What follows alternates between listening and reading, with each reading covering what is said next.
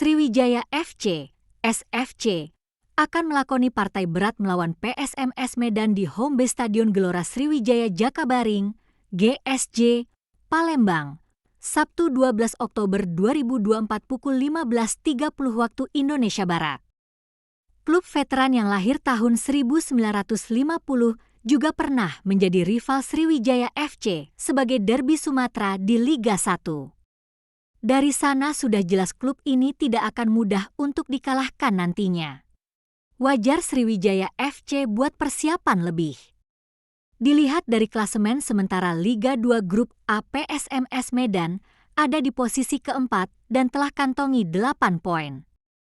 Sedangkan Sriwijaya FC masih berada di posisi ke-8 dengan poin 5.